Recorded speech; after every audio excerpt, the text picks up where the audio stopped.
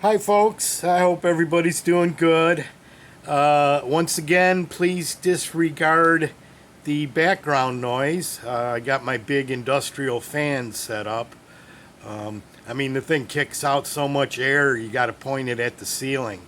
But that's good, it kind of cools off the ceiling of the room I got it in, and it keeps it a little bit cooler rather than run the air conditioning, which costs a heck of a lot more.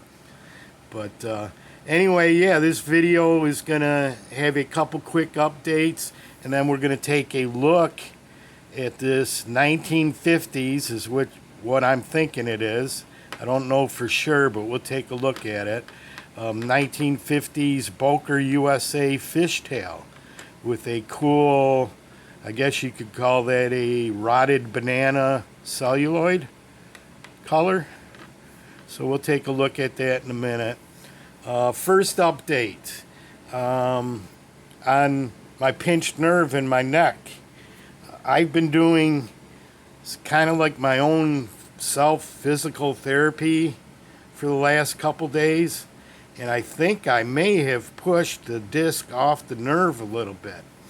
Although I still have like tingling in my fingers, the pain isn't quite as much as it was.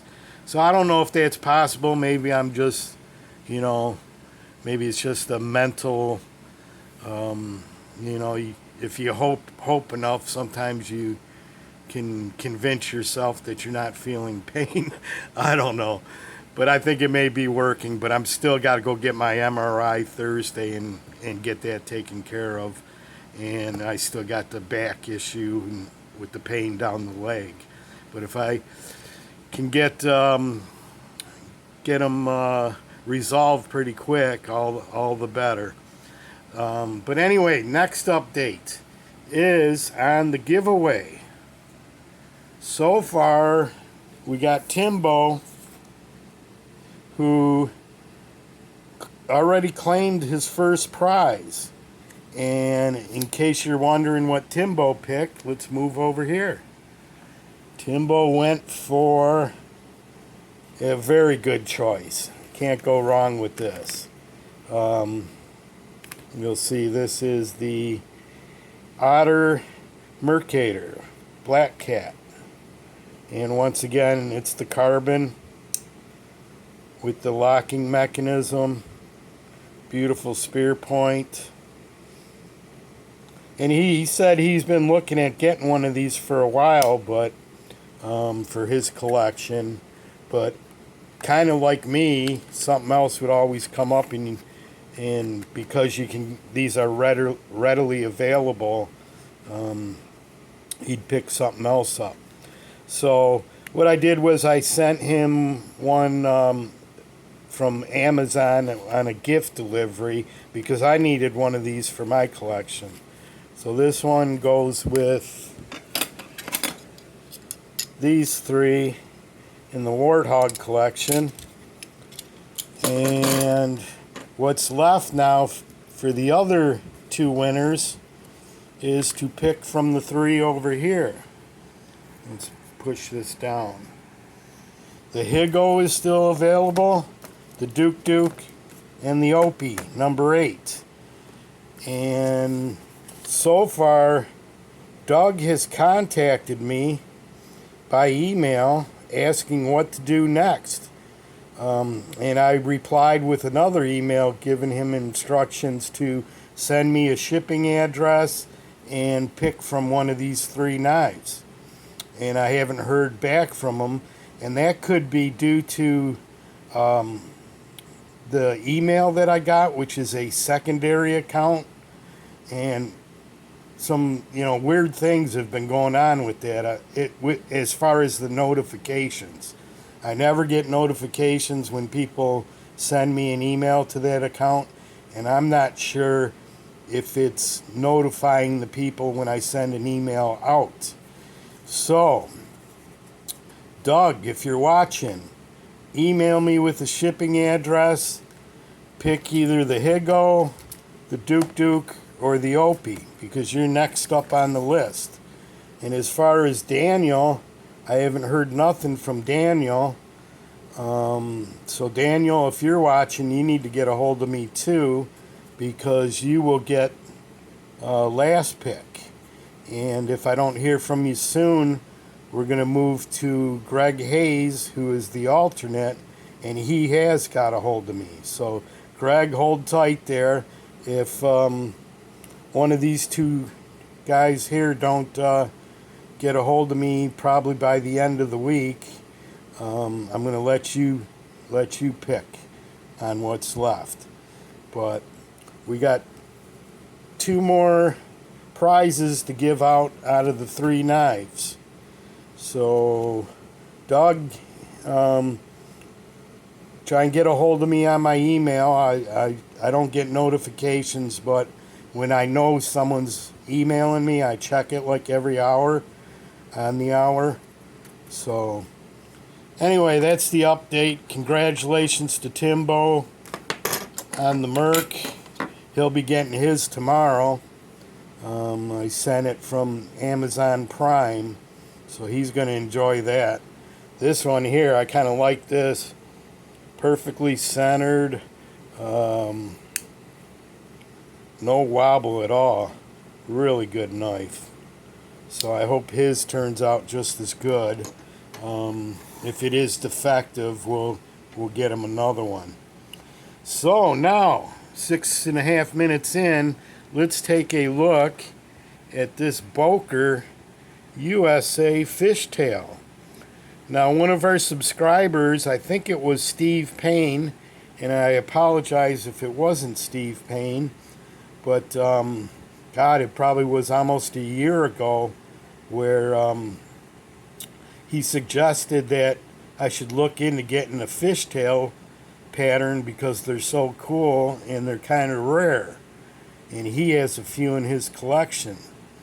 And so I've been looking all that time for a year, but I never found one that I really liked until this came across. And guys, $10 I won this. But then after tax and shipping, it was $18 complete.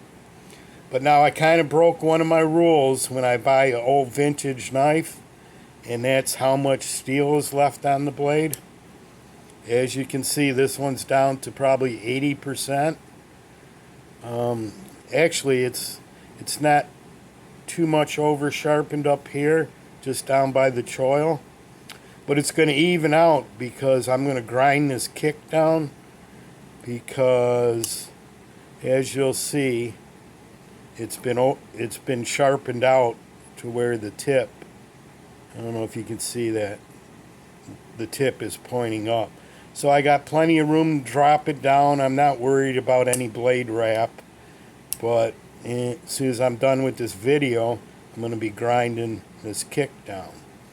So, celluloid handle.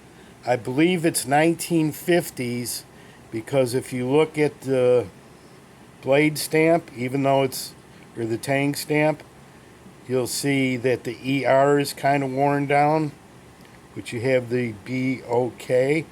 This is what Boker calls their block stamp, and they use this from 1930 to 1970. But the reason why I think this is 50s, or maybe even, older than that, 30s to 50s probably, is because DuPont invented Delrin in 1960. And once Delrin was invented, most companies just shelved using celluloid because it's such a unstable material. Let me show you what a celluloid knife looks like when it gases out. I've had this soaking in mineral oil for about a year now, and it's Frank Buster Fighting Rooster doctor's knife. But as you'll see, it's all gas. The gases are highly corrosive, and you'll know it gassed out when the inside of the blade is not affected, just the part that's showing, because they usually gas out from the side. And by gassing out, from what I've read, the process of making celluloid is it's all chemical reaction. It's liquid. That's how you get the swirls.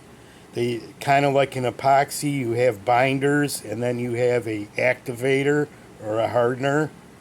And supposedly, as it hardens, it builds gases within the plastic. And over time, the celluloid will shrink, and these small cracks will appear, and all at once you can see all the pressure where this built out. That caustic corrosive gases will shoot out. Look what it did to this beautiful shield. But I'm going to save this knife. I'm going to try and sand it down because it is a solid fighting rooster. And that's stamped in there. That's not an etch. So this is an old fighting rooster. Probably one of their first ones. And I kind of like the way it looks with that cracked ice appeal. But that cracking is all from the celluloid gassing out. So, but anyway, that's why I just want to warn you guys, if you buy an old vintage knife made out of celluloid, you're going to want to store it away from your nice knives. Because if I have this Fishtail sitting here amongst my Taylor Eyewitness, pointed like that, and then I go up to the store, and for some reason I come back, this gas is out, my Taylor Eyewitness and my Shatton Morgan and my GEC are ruined. So you always want to store them in a different area. This one I'm thinking on making it part of my tackle box, but it is cool. I think it's cool. You guys got to tell me if you think it's cool.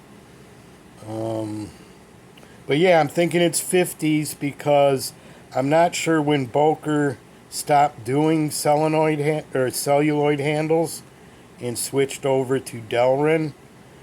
But I imagine it's probably in the 60's, early 60's.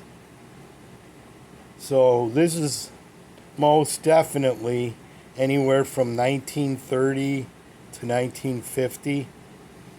But what's pretty cool about it is, although it's very narrow and light, it's 3 7/8 inches long. And check this out. Even though it's missing some steel up here, I mean, if you needed to get in like a tight crevice or a hole to get in there and make a cut, so you need to cut a wire that's kind of running through, or a string that's kind of running through a tight area, you most definitely could get in there and cut it. But I thought it was pretty cool. It's my first Fishtail pattern. I like it. Won it for $10, $18 shipped to the door. Now, could I have bought a nice shiny new Rough Rider or Chinese-made pocket knife for $18? Sure could have. But I mean, what would it have as much character as this? I mean, this one here, I get the vibe of some guy in the 50's working a desk job, over sharpening his blade and just sitting there fantasizing about waiting for the weekend to come so he can go fishing. And it's solid too. Lots of snap. There's no blade wobble whatsoever. And it's actually pretty much centered. If we can get it there. Yeah, look at that. It's your Boker quality right there, Boker USA. So that's an addition to my Boker collection, which is getting insanely huge. So look at the nerves now. Insanely huge. So pretty soon I'm going to be doing a video on my whole Boker collection, and that would include Boker USA, Boker Magnum, Boker Plus, Boker Germany. But yeah, there's going to be quite a few, and some really nice ones, and some really vintage, really nice vintage ones. So there you have it. The first fishtail on this channel. Tell me what you think. And after I grind this kick down and get that blade down, I'm probably going to carry it today or tomorrow. So my friends, until next time, take care. Peace. Bye-bye.